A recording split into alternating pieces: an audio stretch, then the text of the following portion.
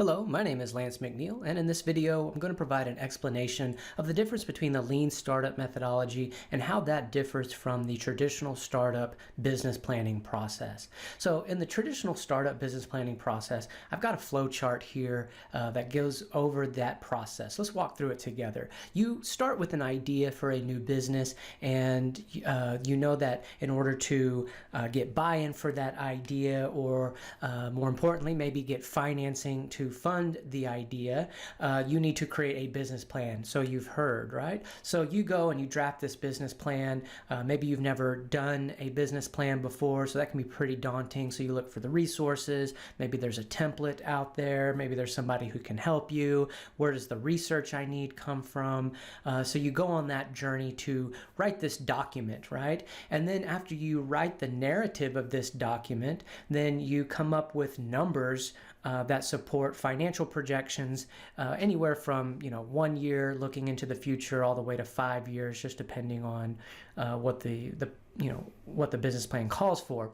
So you come up with these financial projections, but it's very, very difficult to do because you've never run this business before and there's no historical financials to base your future projections off of. So a lot of times you're coming up with numbers, and because you are wanting to start this business and devote a lot of your time and resources toward it, those projections can often be very optimistic, right? You believe this business is going to do very well, and so some of those numbers can be inflated, and other people can question the validity or the plausibility of those numbers. And so it's a very difficult task to come up with both that narrative and the financial projections, but you work on this thing for weeks, probably more likely months, to create this business plan.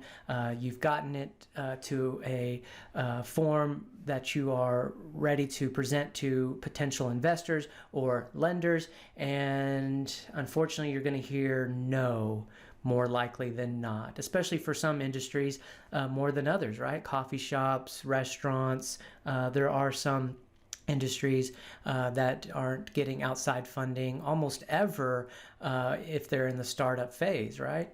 And so this can be very defeating. Okay, you've done all this work and you've been told no.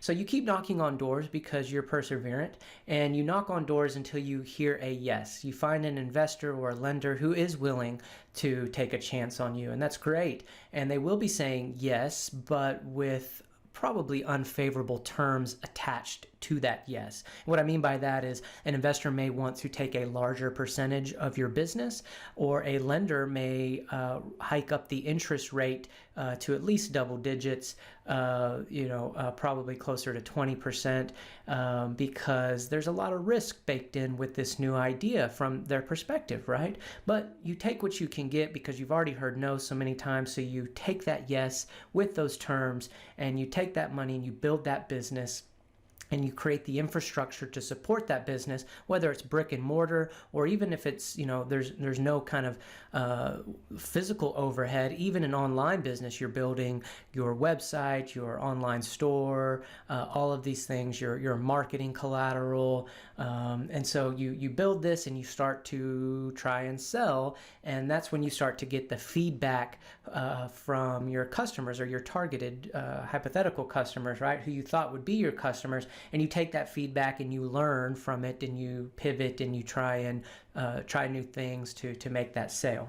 So this is actually a really great process if you are an established business, because a lot of those assumptions baked in with writing the plan, and of course those financials are much easier to overcome because you have historical financials, you've been running the business, and now you're creating this business plan to grow and scale a model that's already been working. You've already got some customers, and now you're growing, which is great, and you need to establish additional infrastructure to support that growth. This process can actually be very, very useful, and you'll have a different experience and outcome.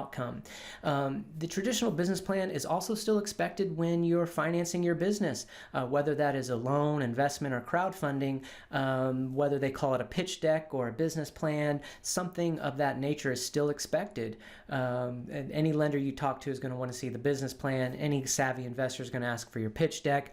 And then crowdfund investing, by law, you actually have to have a business plan posted for raising funds online from the crowd.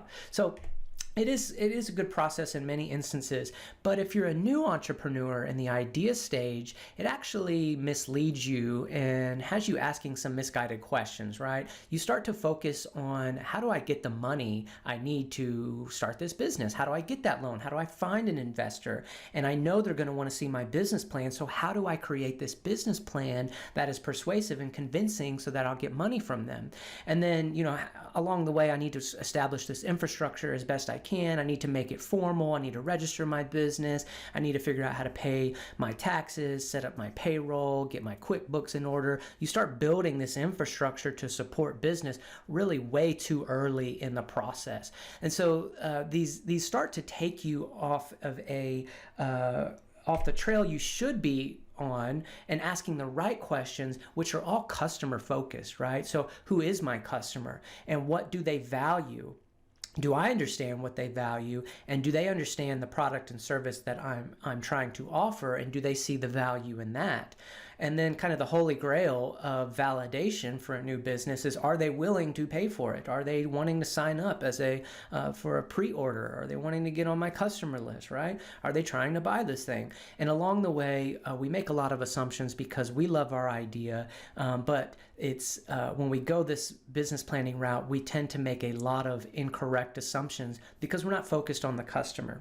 So these are better questions to focus on in an early stage, idea stage business, and that's where the lean startup can actually be a much better process for you. So you start with those assumptions about who your customer is, what they value, will they understand what you are offering, and this is really revolving around the value proposition, as some of my other videos will show as we look at the business model canvas. And so you start with those value propositions, and you develop some sort of testable product around them. It's oftentimes referred to as a minimum viable product. Could also be referred to as a prototype. And so you develop something that you can offer and test so that you can get feedback very early on in the process, right? It kind of flips it on its head compared to that traditional business planning process. And so you want to get something in front of the customer. It's not going to be perfect. It's going to be ideally inexpensive to create. It's going to be quick to create, and it's going to be less than what you want to put out there oftentimes, and you have to be okay with putting something out that isn't perfect in order to get that feedback early on, because that feedback is going to help you iterate and refine your idea, improve it. So the circle here shows kind of a circular process of getting feedback, taking that feedback, analyzing it, using it to iterate and refine your product or service, getting it back in front of the customer, getting more feedback, and on until you get to a point of validation where you have a proof of concept. And again, the holy grail of validation is someone is trying to hand you money for this product or service. And so that's kind of ideally what you want to get to. And then once you have that validation, hey, I'm onto something, I've got demand, customers want to pay me for this, then that's when you can start to think about that traditional business planning process, because now that planning process can be integral to helping you go from this MVP prototype stage to more of a pilot and thinking about growth and scaling of this business.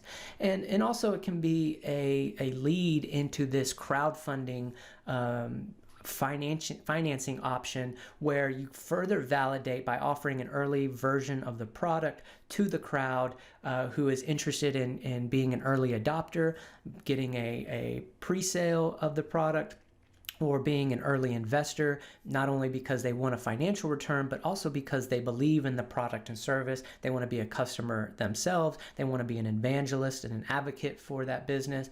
And then that early stage funding and validation that you can get from crowdfunding can only strengthen your pitch to investors in later rounds, or even lenders when you need to scale up the business. So this is really an overview of the difference between that traditional and that startup process. And from this lean startup, one of the best ways you can funnel it is kind of to build that business model canvas, which some of my other videos will touch on.